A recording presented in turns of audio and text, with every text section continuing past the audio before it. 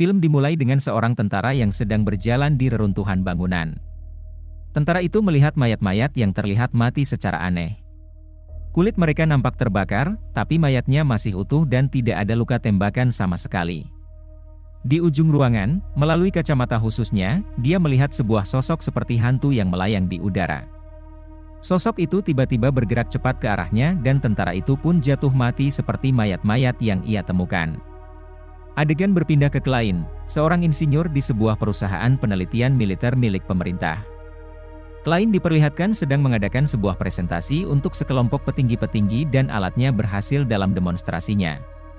Petinggi-petinggi tersebut kemudian menanyakan apakah alat tersebut bisa digunakan kepada makhluk hidup, yang kemudian membuat Klein dan atasannya sedikit bingung. Petinggi-petinggi itu kemudian menyuruh mereka untuk melakukan pencobaan alat itu pada makhluk hidup. Klein tidak setuju karena penggunaan alatnya pada makhluk hidup dilihat sebagai perbuatan yang sangat tidak bermoral. Jika berhasil, siapapun yang ditembak alatnya akan mati secara sangat mengenaskan dan menyakitkan. Atasannya juga setuju, tetapi karena mereka bekerja untuk pemerintah maka mereka harus menuruti perintah. Di tengah-tengah pembahasan moral mereka, atasan Klein tiba-tiba menyuruh Klein untuk siap-siap pergi karena ada tugas lapangan ke daerah Eropa. Katanya ada laporan bahwa kamera penemuan Klein merekam sesuatu yang aneh beberapa kali dan hal yang direkam itu telah menimbulkan korban. Ternyata Klein adalah insinyur yang membuat kacamata khusus yang kita lihat di awal film. Klein pun menuruti perintah dan pergi ke tempat anomali itu terjadi. Sampai di markas militer tujuannya, Klein disambut dan langsung dibriefing mengenai anomali yang direkam oleh kameranya itu. Markas itu sedang beroperasi melawan sebuah kelompok pemberontak dan ekstremis. Petinggi di markas militer itu awalnya menunjukkan sebuah penampakan seperti gangguan statis pada kamera kacamata buatan Klein. Tetapi yang anehnya beberapa kacamata lainnya juga merekam hal yang sama di tempat yang sama persis. Klein kemudian dibawa untuk menemui Dr. Madison, ilmuwan yang bertugas di markas itu. Madison memberikan sebuah surat kerahasiaan yang harus Klein tanda tangani, menjelaskan bahwa informasi selanjutnya yang akan mereka ungkapkan bersifat sangat rahasia. Klein tidak ragu langsung menandatanganinya dan dibawa ke fasilitas tingkat tinggi mereka. Di sana, Klein melihat rekaman kacamata tentara yang kita lihat di awal film. Ketika Klein ditanya menurutnya apa yang direkam kamera kacamatanya itu, Klein tidak bisa menarik kesimpulan. Dr. Madison berteori bahwa itu adalah prajurit musuh yang menggunakan teknologi kamuflase tingkat tinggi, tetapi itu tidak menjelaskan cara orang-orang itu mati. Mayat-mayat yang ditemukan organ dalamnya beku tetapi kulitnya seperti terbakar. Klein mengatakan bahwa dia membutuhkan data dan rekaman lebih lagi untuk menganalisa anomali ini. Jenderal Orlan, komandan di markas itu pun setuju. Klein sebelumnya telah mengantisipasi hal ini terjadi dan membawa kamera spektral versi baru bersamanya. Dia bilang kamera itu harus dinaikkan ke atas sebuah kendaraan militer dan hanya dia yang boleh mengoperasikannya. Jenderal Orlan pun memberinya izin untuk menaikkan kameranya ke atas salah satu kendaraannya dan ikut untuk misi lapangan selanjutnya. Ketika sedang menaikkan kameranya ke atas sebuah kendaraan, Klein bertemu dengan tim tentara yang akan pergi bersama dengannya. Tim tentara itu terlihat skeptis terhadap Klein, tetapi pemimpin mereka beranggapan sebaliknya dan mendukung Klein. Keesokan harinya, Klein dan tim tentara itu dibriefing tentang misi mereka selanjutnya. Mereka harus menyelamatkan tim tentara Utah yang saat ini terperangkap di dalam sebuah bangunan. Komunikasi dengan tim Utah mendadak putus. Tetapi sebelum putus, mereka menerima laporan soal makhluk spektral seperti yang mereka lihat di rekaman dari tim Utah. Setelah dibriefing, Klein, Dr. Madison, dan tim tentara itu pun pergi ke tempat operasi mereka. Sampai di tujuan, tim dibagi menjadi dua, satu tim naik ke lantai atas dan satu tim mulai dari lantai dasar. Klein dan Madison tetap berada di kendaraan untuk memantau kamera kacamata para tentara. Operasi dimulai dengan sangat menegangkan, bangunan itu terlihat sangat sunyi, tidak ada gerakan sama sekali. Tim pertama menyerbu sebuah ruangan dan menemukan banyak mayat pemberontak dan beberapa anggota tim Utah, tetapi tidak ada luka peluru sama sekali. Salah satu tim Utah bersembunyi di dalam sebuah bak mandi dan menceritakan apa yang dia lihat kepada mereka. Katanya makhluk-makhluk seperti selimut dingin itu dengan sangat mudah membunuh semuanya dan hanya dia yang tersisa hidup. Sesaat setelah tim pertama menerima informasi itu, tim kedua langsung diserang oleh makhluk itu. Makhluk tersebut membantai para tentara dengan sangat mudah dan cepat, peluru tembakan sama sekali tidak mempan.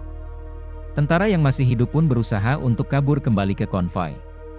Ketika mereka berada di luar bangunan, Klein menggunakan kameranya untuk mencoba melihat makhluk itu dan dia terkejut dengan apa yang dia lihat.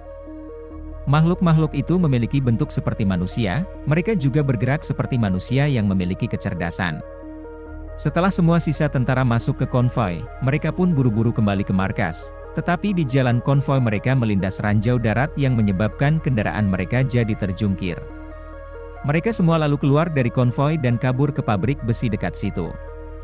Klein tidak lupa mencopot dulu kameranya dan membawanya. Sesampainya di pabrik itu, mereka membahas dengan singkat apa yang terjadi di bangunan tadi.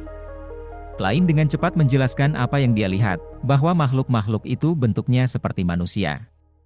Kapten tim langsung menyuruh mereka menaruh kamera di tempat yang tinggi agar dapat melihat apabila makhluk-makhluk itu sudah dekat. Betul saja, ketika kamera Klein dinyalakan, sudah banyak makhluk yang berkumpul di sekitar pabrik itu, tetapi mereka tidak bisa masuk karena di sekeliling pabrik itu ada serpihan besi. Makhluk-makhluk itu nampaknya akan terhambat dan tidak bisa bergerak jika kontak dengan serpihan besi. Melihat bahwa ada yang sengaja menaruh serpihan besi di sekeliling pabrik ini, Kapten tim langsung tahu kalau mereka tidak sendirian di tempat ini. Para tentara langsung mencari pihak lain yang bersembunyi di sini dan menemukan sepasang anak perempuan dan laki-laki sedang bersembunyi di sebuah ruangan. Ketika ditanya, kedua anak itu mengatakan bahwa ayah mereka yang menyebar serpihan besi itu, tetapi dia tidak selamat. Di tempat itu juga terdapat sebuah radio jadi mereka bisa menghubungi markas mereka dan meminta bala bantuan. Anak perempuan yang tadi kemudian membawa Klein dan Madison ke mayat ayahnya. Ayah anak perempuan itu juga memiliki sebuah peta daerah Masarov, yang kata anak perempuan itu adalah tempat pertama kalinya serangan spektral ini terjadi. Setelah itu, para tentara mendiskusikan bagaimana mereka akan kabur dari tempat itu. Klein mengatakan bahwa dia bisa mengubah kameranya menjadi seperti lampu sorot, jadi para tentara bisa melihat makhluk spektral tanpa menggunakan kacamata lagi. Selain itu, para tentara juga menggunakan serpihan besi di pabrik itu sebagai granat untuk melawan makhluk spektral. Klein juga memberikan instruksi untuk bala bantuan yang akan datang supaya bisa membawa lampu sorot spektral juga. Lalu mereka pun mulai bersiap-siap sampai subuh datang. Ketika tiba saatnya untuk mereka pergi, terlihat banyak sekali makhluk spektral yang sudah berkumpul menantikan mereka. Beruntungnya, si anak perempuan tadi tahu jalan lain menuju tempat ekstraksi mereka, dan mereka pun mengikuti arahannya. Di perjalanan, terlihat alat dan senjata yang mereka gunakan sekarang mempan untuk menahan para makhluk spektral, tetapi tidak cukup untuk membasmi mereka. Mereka berhasil kabur sampai ke suatu lapangan terbuka di mana mereka bersembunyi dalam sebuah bis. Tepat saat mereka sampai, kamera Klein pun mati dan tidak bisa digunakan lagi. Beruntungnya, pada saat itu juga bala bantuan mereka tiba, lengkap dengan kamera spektral sorot mereka sendiri. Baku tembak pun terjadi antara bala bantuan yang datang dan para makhluk spektral. Sayangnya peluru dan rudal tidak mempan terhadap makhluk spektral dan bala bantuan yang datang dengan cepat dibantai. Di tengah-tengah itu semua, anak laki-laki tadi terpisah dari mereka dan terperangkap di tengah-tengah. Melihat hal ini, kakak perempuannya langsung berlari ke arahnya. Klein dan Madison ikut mengejar anak perempuan itu, tetapi sayangnya anak laki-laki tadi juga dibunuh oleh makhluk spektral. Di saat itu juga, ketika keadaan terlihat buruk, sebuah helikopter datang untuk menolong mereka. Semua tentara yang masih hidup langsung berburu-buru naik ke helikopter itu, tetapi Klein melihat bahwa makhluk-makhluk spektral sedikit terhambat dengan angin dan hembusan debu dari helikopter. Dia berpikir dengan cepat dan memecahkan botol-botol serpihan besi yang dia bawa. Serpihan-serpihan besi itu kemudian terhembus angin dari baling-baling helikopter dan menyentuh semua makhluk spektral, secara efektif menghambat mereka. Setelah itu Klein, dibantu dengan 2 tentara, naik ke helikopter dan mereka berhasil kabur. Dari atas, mereka baru bisa melihat bahwa ternyata serangan spektral sedang terjadi di mana-mana. Helikopter kemudian tidak membawa mereka kembali ke markas, tapi ke sebuah penampungan sipil. Ternyata markas militer mereka sudah hancur diserang oleh pasukan spektral. Di situ juga, Klein menanyakan kembali soal ayah anak perempuan tadi dan menemukan bahwa ayahnya bekerja dengan keramik dan kerjanya adalah membuat peti-peti keramik di pembangkit listrik Masarov, yang Klein temukan sedikit aneh.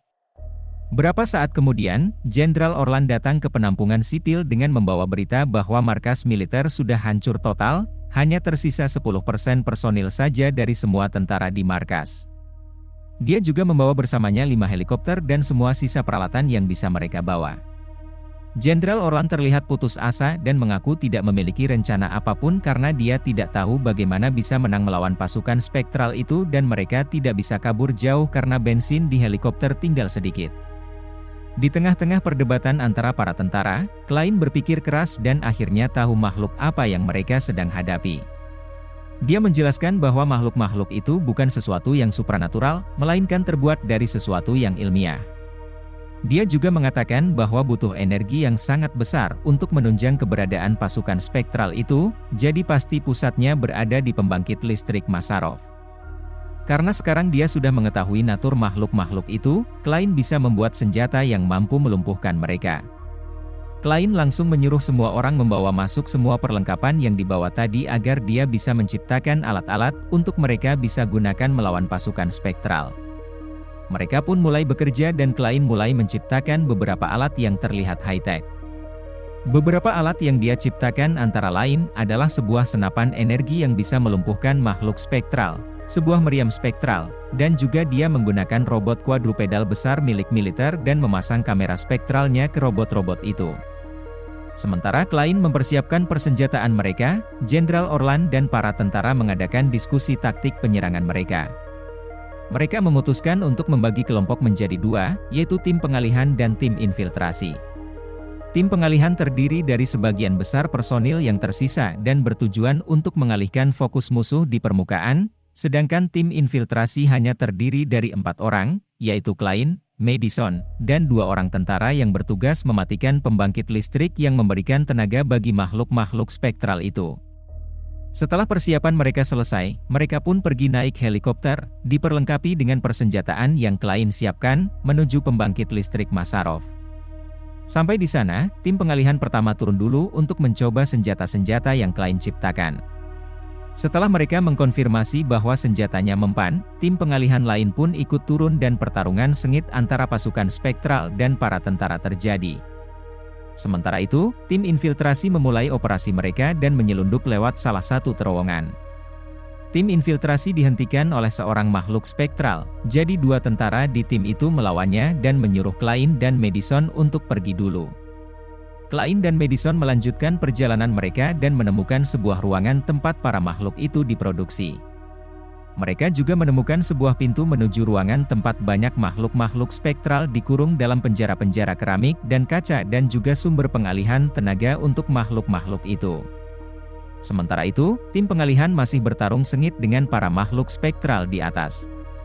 Makhluk-makhluk spektral yang sudah dilumpuhkan terlihat masih bisa kembali bangkit. Mereka kemudian bergabung dan membentuk sebuah pusaran spektral besar yang berhasil memukul mundur para tentara. Pertarungan itu menimbulkan guncangan-guncangan yang menyebabkan penjara keramik di bawah mulai retak. Klein dan Madison pun buru-buru mencoba mematikan sumber tenaga dengan memutuskan hubungan kabel-kabelnya. Sementara itu, kapten tim di atas melihat pusaran spektral dan mulai menghubungkan semua senapan spektral ke meriamnya untuk sekaligus meledakkan semua pasukan spektral.